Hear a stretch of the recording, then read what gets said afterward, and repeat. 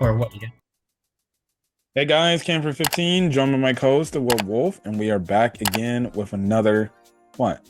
The wolf? I said the Red Wolf. You said play it back, editor, because it sounds like I said the wolf. I said the Red Wolf. You said the wolf. Okay. Back with the Red Wolf. Bed with the red wolf. Go, cut the video, cut the video, cut the video. Go on. Take us through the intro, since I'm effing up, apparently. Hey guys, this is Kevin 15, joined by my co-host the Red Wolf, and okay, there we go. That's what I did later.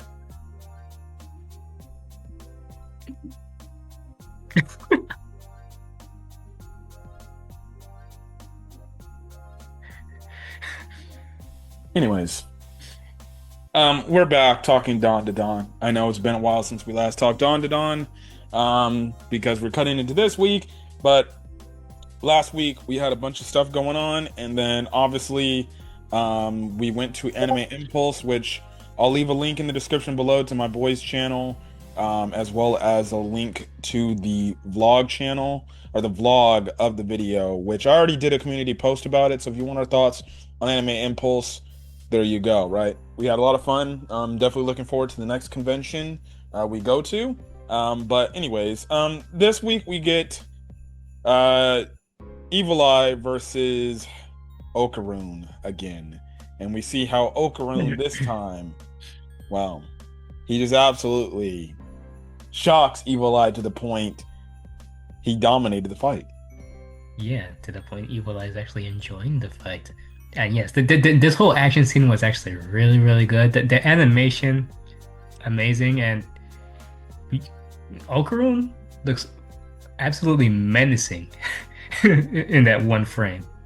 And he goes, time to go all out. And That's why he, the thumbnail is the thumbnail.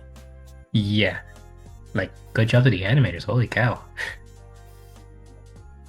So essentially, again, as the fight's going on, they're destroying Momo and Seiko's house. Like, it's complete rubble by the time the end of the fight happens.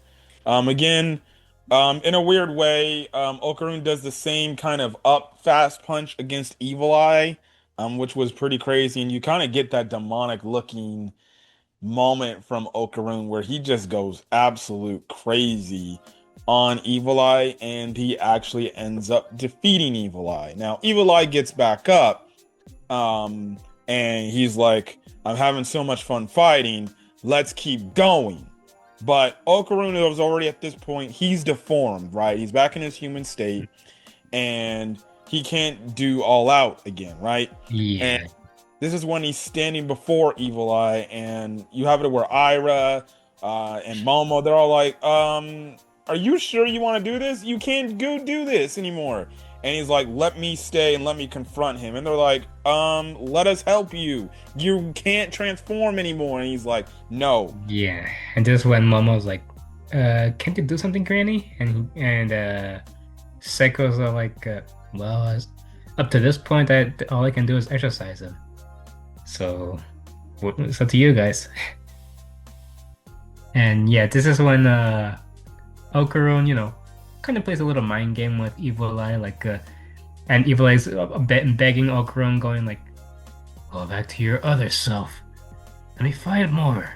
And Okarun like, "No, you're too weak." And Evil Eye's like, "Huh?" And he's like, "You heard me. You're too weak." Like, "No, I am strong." And Okarun like, "Nope, you're weak." "No, I'm not. You're weak." And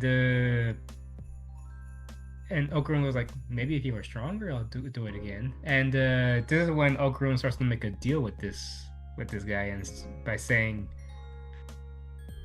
well, as long as you don't fight anybody else, just me, we can keep fighting, but only once every week.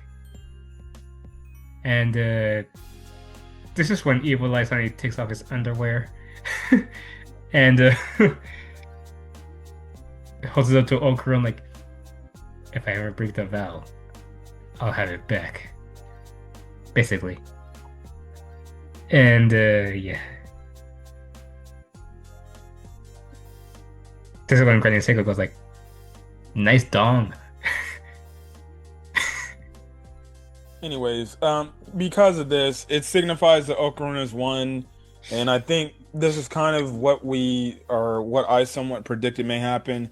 It's kind of the same type of thing that's going on kind of in Witch Watch, where we have our Oni boy end up beating the wolf, and basically the wolf is only listening until he can beat our boy in Witch Watch, which I still got to continue going on with that show. But yeah, but that's kind of the thing there. The other characters, have to realize that it's all over and that there will be no more, that there won't be no ritual to exorcise him. So you have it to where the one boy, the shrine boy, he ends up leaving and says, "Look, if there's anything you need, just give me a call." And that's kind of it. So he drives off. I envision we'll see him again at some point. So yeah, there's that. The next day kind of happens, right? And the characters are going to say their goodbyes because they're wanting to go back home and everything, right? So, they, what, dude, the more they keep interrupting this Momo Okarun relationship. Now, they actually rebuild the house, right? Because Seiko and Momo had to stay somewhere else for the time being. But they end up getting their alien friends to come help them and give them like these cubes that formulates their house. Also, we see Gigi's parents come back. His mom, I swear to God, is fucking annoying. That's your take on her? That's what I thought. She was a little bit too crazy for me. Especially the fact that they made him run on foot while they're driving. That's not the take I was expecting from you. What did you think I was going to say? Oh, she's hot?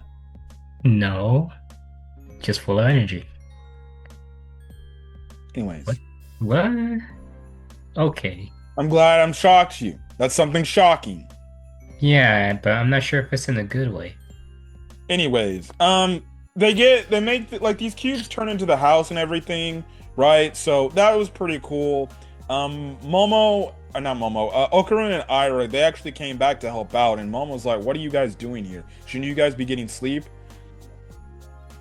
That is not what they said. That is not what happened. Yeah, she was shocked that they were there because she thought that they would go back home. But they were there first, and then they started rebuilding the house with the things. Man. Anyways, they had shown up at her place to help her Yeah. out. Yeah, and before that, Momo and Okarun had their moment before Ira, interrupted them, and then Oh they were my about to leave. goodness, here we go. See, I can't go all over the place with these reviews, but hey, take over. Take over. Which is why I told you to rewatch the episode, I don't boy. need to rewatch the episode. Or I don't need to rewatch the episode. Well, you clearly do. Look at you now. Anyways, keep going, man. If I can remember things by heart and by memory, I don't need to rewatch episodes. Rewatch the episode. Take control. That's the only situation. Take control of the review then. Cut the video. Cut the video. Cut the video. Go ahead, continue. Cut the video. You're stalling for no reason, man. I know, right? Anyways, as I was interrupted. You better get it right this time. Anyways, they built the house, right? Again, Momo and Okarun have this wonderful moment where it looks like, because they were gonna go leave, right? That was before they built the house. Shut up! Let me talk! That was before they rebuilt the house. Can I talk? Go ahead. Anyways, they're gonna have a wonderful moment. A wonderful moment. And it was the whole thing of Okarun was like, "Well, I guess I'll see you tomorrow." And she was just like, "Well, is that all you have to say? Is that all you gotta say?" And Okarun's like, was there something else? But then this pink-haired girl interrupted them. If this is Yeah. gonna be the new trope, like this is gonna be another Natsu Lucy type of thing, I'm gonna be very, and I mean very pissed off. Don't I know they're gonna continue to do this. That's the worst part. They're gonna continue to do this. Anyways, house is built. Gigi's able to go to school the next day, which we actually do see it. Gigi is now back, albeit Evil Eye is still there. So Gigi is surrounded. Now, Gigi does meet up with Momo. And I'm thinking at this point, he's also about to ask, he asks her, like, hey, do you got anybody you got a crush on? And Momo starts to get all flustered and everything because it's clear she has a crush on Okarun. She likes Okarun. Now, I think at this point, Gigi probably knows this. And I think he's honestly at this point more than likely accepted the fact that he knows that Momo likes Okarun. So I guess this is just in terms of he needed a confirmation to fully just, I guess you can say, move on. But she reacts in ways saying, like, please, me? I don't like anybody like that. But then all of a sudden, Gigi gets surrounded by all these girls in the class from the school. And they're like, oh, Gigi, we've missed you. It's been such a long time since we've seen you. Yes, he's doing that stupid flexing. Sadly, water gets on him, or a cold liquid gets on him. He transforms into Evil Eye. And the girls are like, oh, what's this? Now, they're not freaked out. They're just like, oh. Evil Eye is like, the fuck? And then he says something in terms of, like, basically killing, right? And the girls are like, wait, what? They were just stun locked. And then there's when Momo comes in and grabs Gigi by the shoulder. Ah, he's such a joker, you. And and just when Evil like, what, you want me to butcher you too? Like I said, quite the joker. Anyways, basically the last bits of the episode is we see Evil Eye try to handle school. And he fails epically. Epically. To the point, even at lunch, he's not eating the noodles with chopsticks like Momo shows him. He just grabs them with his fucking hands and puts it in his mouth. And Momo basically gets to the point, it's like, he'll learn, but yeah, that's kind of it. Post-credit scene is we see that new character that was in the trailers for the last part of Dawn to Dawn season 2 to go. Also, too, they do hint that another golden ball has been seen because some other classmates saw a golden ball. So that's going to be the premise, I guess, to end off the season, to get this next golden ball. But let's just say this guy is the type of guy who's like, The good thing, if you watch the English dub, he's gonna be voice acted by none other than the voice of Kirito, Bryce Papenbrook. Not the voice I was expecting. Not the voice that I was expecting, but one that I'm all for. So we'll see what he's gonna be about. I just hope he doesn't become cringe or unlikable for me. But, other than that, that's all we got to say here for this episode review of Dawn to Dawn.